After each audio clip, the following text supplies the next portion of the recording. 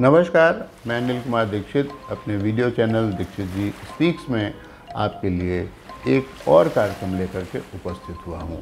हमारा आज का विषय है कि भारत में सिक्किम का विलय किस प्रकार से हुआ। जून 1975 की एक उमस भरी दोपहर थी। चिलचिलाती हुई धूप और पसीना इतना कि रुकने का नाम ही नहीं ले रहा था।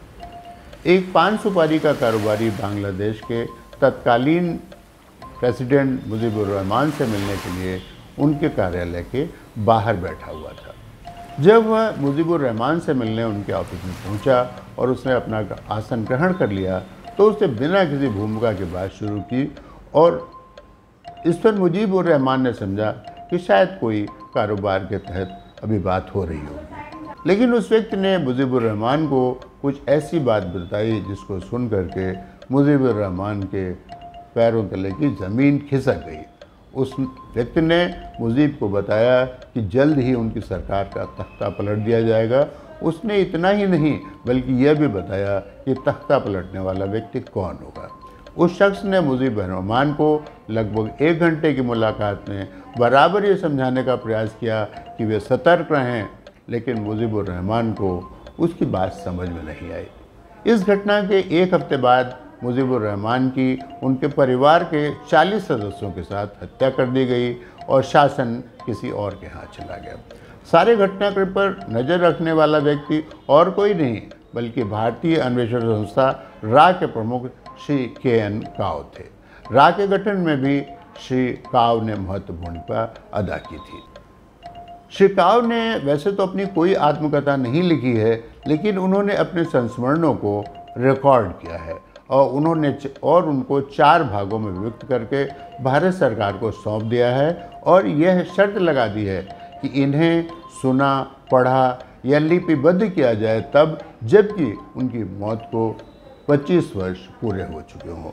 श्री काव की सन 2002 में मृत्यु हो चुकी है। अब हम अपनी आज की मुख्य विषय की ओर आपको ले चलते हैं, जो कि भारत में सिक्किम के विलय से संबंधित है। आज़ादी के समय सिक्किम भी अन्य रियासतों की तरह ही एक अलग रियासत था।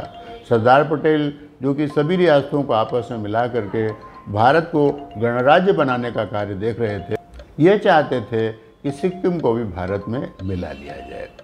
लेकिन उस समय के प्रधानमंत्री श्री पंडित जवाहरलाल नेहरू का सोचना था कि यदि सिक्किम को हम कुछ रियायतें दें तो हो सकता है कि चीन तिब्बत को कुछ स्वतंत्रता दे दे। इस वजह से उन्होंने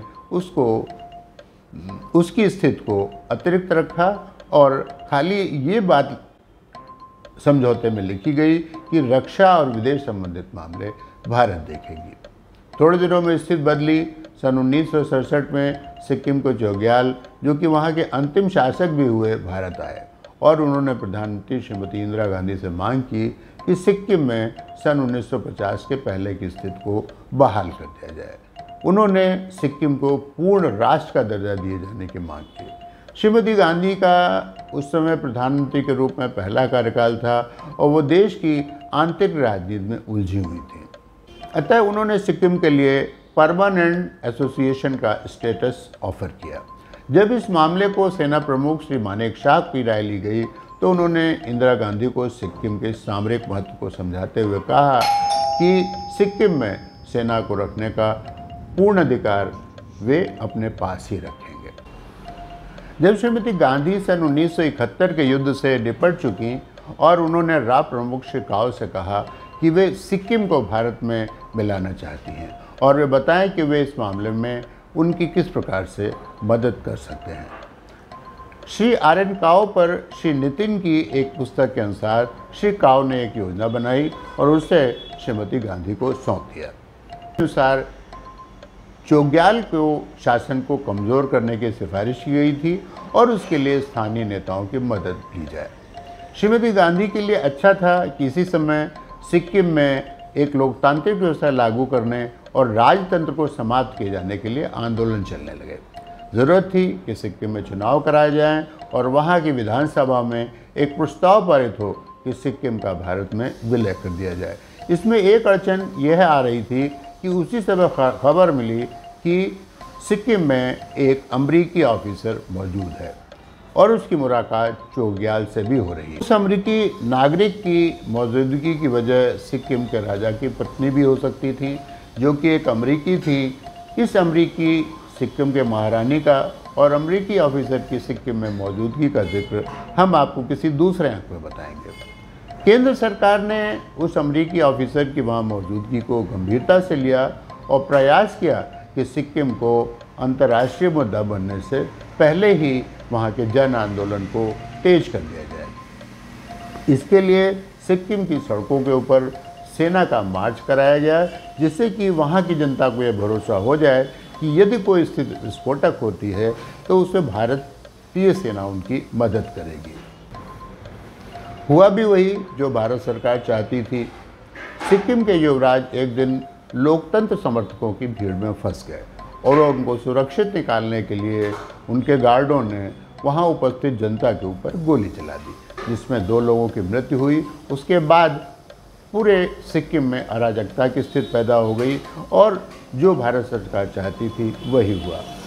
सिक्किम को चोग्याल ने भारत से मदद मांगी। इस पर भारत सरकार और चोग्याल के बीच में एक समझौता हुआ कि सिक्किम का सारा प्रशासन भारत देखेगा और चोग्याल का शासन सिर्फ उनके राजमहल में होगा और उनके गार्ड ही उनके शासन को मानेंगे। काव के अनुसार उनका काम अब पूरा हो चुका था, लेकिन श्रीमती गांधी की अपेक्षा थी कि सिक्किम का भारत में पूर्ण विलय हो।